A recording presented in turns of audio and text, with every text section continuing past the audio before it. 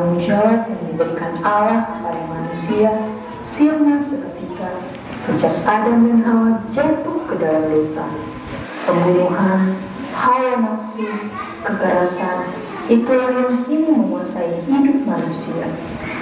Bahkan persekutuan dengan alam ciptaan telah pudar hanya karena ulah manusia. Bagaimanakah dosa menggerogoti hidup manusia? Marilah kita saksikan fragmen kejatuhan manusia ke dalam dosa.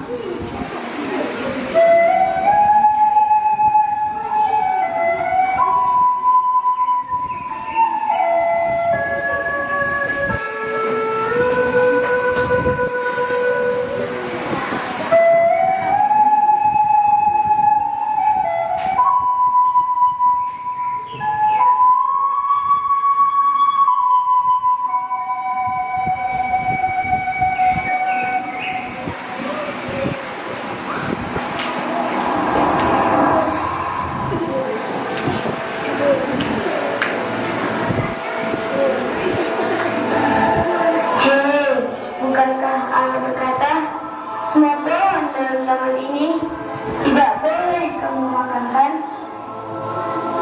Enggak ah, buah pohon dalam taman ini boleh kok kami makan. Tapi Allah melarang kami untuk memakan buah pohon yang terletak di sana.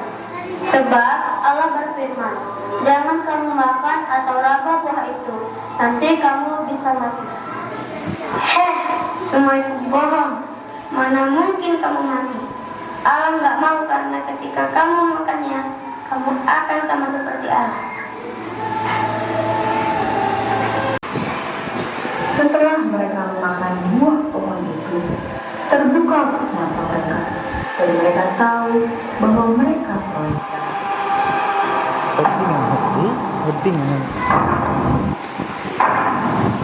karena engkau telah memakan buah pohon itu, terkutuklah engkau.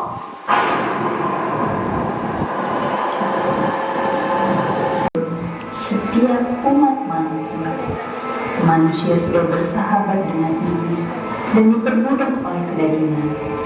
Manusia bertambah banyak dan semakin digunakan oleh keinginan daging.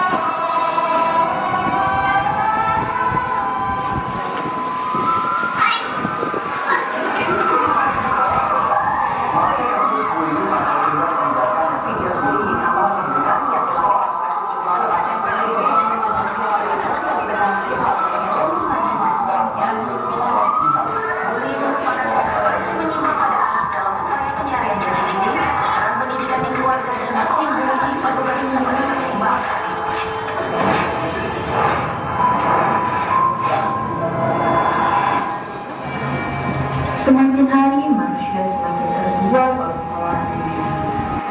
Bahkan perkembangan teknologi yang diciptakan manusia untuk mempermudah kehidupan malah menjadikan manusia semakin berdosa.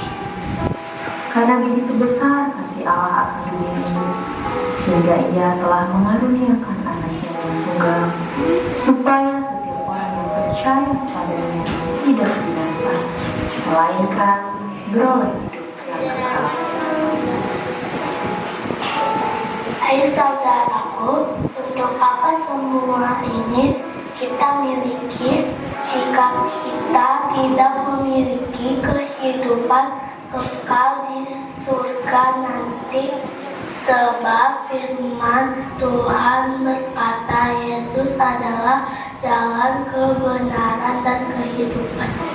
Tidak ada seorang pun yang datang kepada Allah kalau tidak melalui Yesus Kristus.